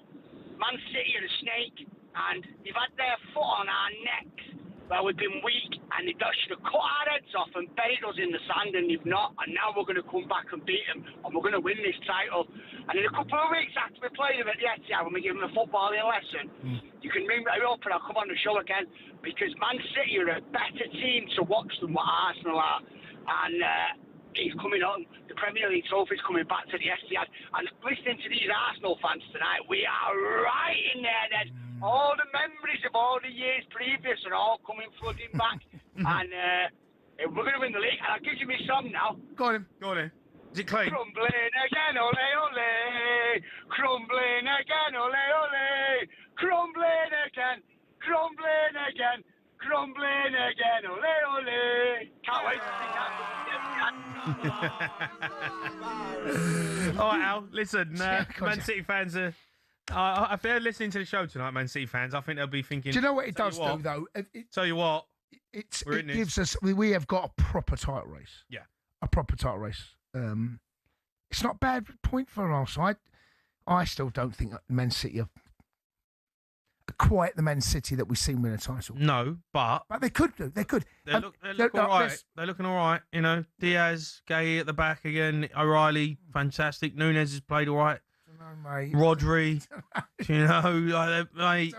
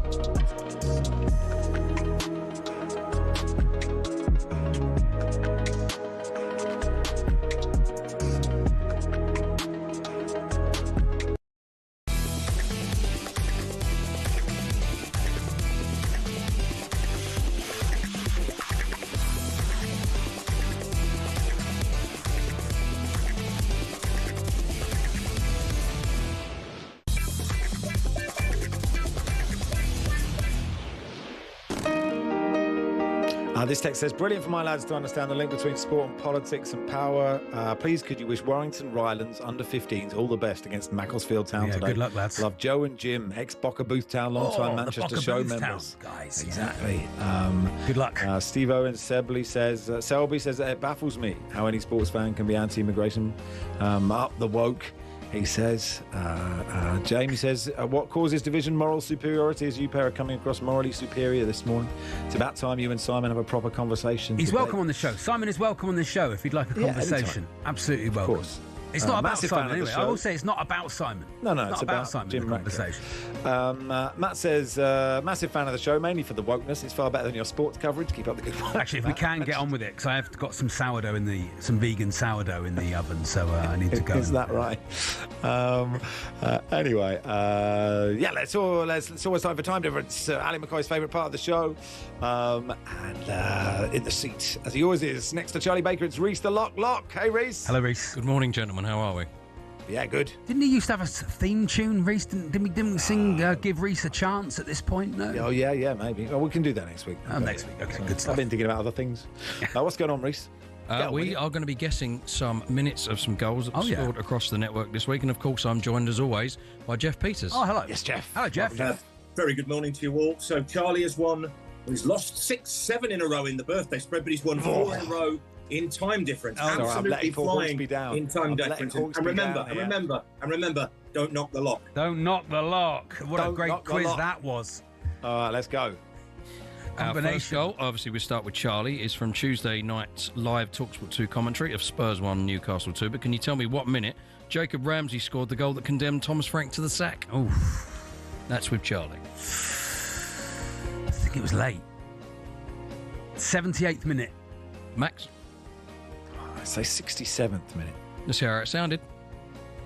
Weaving his way into the penalty area, notching it into the path of Ramsey! What a brilliant goal! It was the 68th minute. Oh, very good, Max. Oh, thanks. It's in my Max 1 out. Tottenham game, innit? Yeah. Charlie 10 out. It's Max 1, Charlie 10. Max I'm assuming we're going to be doing Chippenham Town's goal against Torquay United on Tuesday night in a minute. If we had comms doing that one. Who was on comms that? The second goal, we'll go to Max for this one, is from Tuesday night's Talk Radio coverage of Chelsea 2, Leeds 2. But can you tell me what minute Noah Okafor equalised for Leeds? That's with Max. 73. 65. Let's see how it sounded. Down goes Bogle. What's the referee going to give? It's Such a bad goal. I loved it. Great comms. Great comms. Great comms. 73rd minute. Oh, Baker. Miles off. So it's a direct hit for Max. He stays on 1. Charlie 8 out on to 18. 17 the gap, 3 to go. This is well done, Max. Very good. Thanks so much. It was a bit of a lucky one, that. Yeah, granted, I was a bit Take it, though. You take them all. Mm-hmm. Our third goal comes from Wednesday night's Talk Radio coverage of Manchester City 3, Fulham 0. This one for Charlie. Can you tell me what minute Erling Haaland completed the scoring for City? No. Charlie had to go to bed so early. I was so early. I was getting up at 3 o'clock in the morning, Riggs. Breakfast. I had to go and do the baby breakfast show. Okay, here we go. Third goal, Erling Haaland. 67th minute. Oh dear, Johnny. It's all in the first half. They're all in the first half. Yeah. Oh, I'm I sorry. should have kept up to date. I should have. Do you want me as because I'm a friend? I was on I was on National Sports Radio the next day. I should have done some research. Do you want me to just go close to you because I'm up to you? No, you play the game properly. I like a good game, good fair game. Okay, 38th minute. Standard. City attacking again. Here's Haaland, edge of the area, shoots early! 3-0! 3-0. 39th minute. Oh, 1 out. Gave me a chance, went 1 out. Yeah, mind you, you never know. You never know. So, Charlie, 28 minutes out, and he moves on to 46. Yeah. Max, 1 out, moves on to 2. So, 44 the gap. 2 to go. Sensational. Max to go first on goal number 4. Sensational time differencing. Johnny says, my mum's English, my dad's Iranian. I served in the British Army. I'm proud to have both Iranian and British heritage. I pay my taxes. I work hard. The only disappointment in my life is that I'm a Preston North End fan. And without immigration, I wouldn't be here to tell my story, Johnny and Preston. Thanks, Johnny. What a set of woke idiots. Yeah, true. See how you would like it I'll living lean next into to a hotel full of illegal immigrants. Thank you for that text. Anyway, it's good to get a balance, isn't it, Reese? Absolutely. The fourth goal with Max is from last night, Thursday night, my apologies, as Liverpool beat Sunderland live on talkSPORT. Yeah. Considering what minute Virgil van Dijk headed in the winner? I can't. I'm trying to think of it. Trying to think of the goal. Trying to think of the goal. Come on now. I think it was in the first half. They did play well, Liverpool. I'm just trying to, when you go, which way were they shooting? Which way were they shooting then? And which way were they shooting then? 40th minute. Charlie? 42nd minute. Let's hear how it sounded. Salah playing it back in, and it's in. Liverpool have the lead. Virgil van Dijk pretty much on the line, got his head to it. It's the 61st minute. Oh, you had a chance. I opened the door. You opened the door, Max. A little tap in for me there, but there we are. Massive opportunity for you there, Charlie, to get back into it. So Max, 21 out, moves on to 23, and Charlie, 19 out, on to 65. I think we can all say I'm not having a great game. Yeah. Not having a great game. But you never know. How many in it? 5, because he's in the lead. How many in it? Yeah. How many in it? How many in it? There is 42 in it. Okay.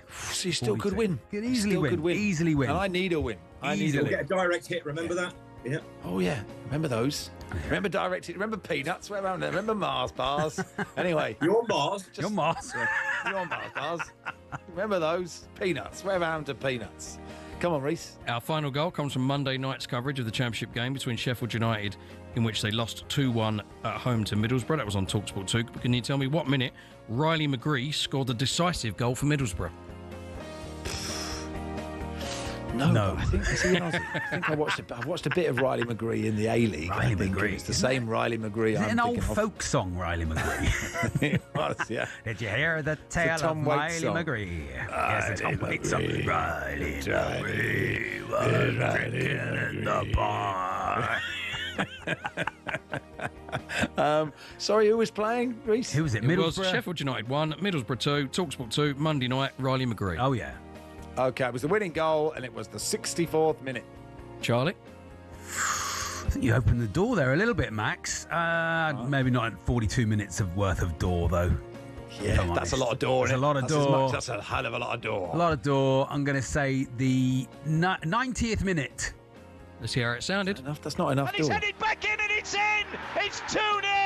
Oh, 2-0. Could have been the Could have been like the 8th minute or something. It was the 45th minute. Oh, nowhere near it. Well done, Max. Final scores, Max 42, Charlie 110. So it is Max 3, Charlie 4 this year. Very good. Enjoyed it. Thank you, Jeff. I enjoyed it. Thank you, Reese. Thank you, Jeff. Thank you, Charlie. Thank you, Max. Thanks, everyone, for listening. Whoever you are. Thanks for everyone getting in touch on the world. Thanks for getting in touch, whether you hate us or you don't. Yeah, it's all talk about it. Talk to each other. It's nice. And let's go to Burton, everybody, to see if they can beat the Hammers. Game Day Live is next.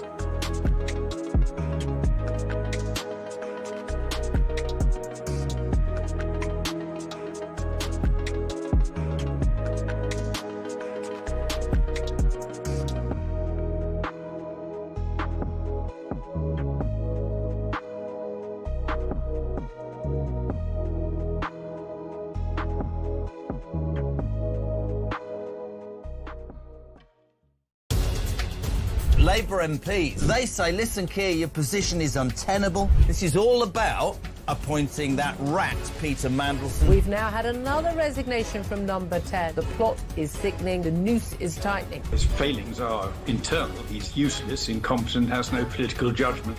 This is all part of Starmer's reset, getting rid of his inner circle. So Chris Wormold, we think fairly reluctantly, has stepped down. What an absolutely crazy week for Keir Starmer. His second cabinet secretary, gone. His third chief of staff, gone. His fourth director of communications, gone.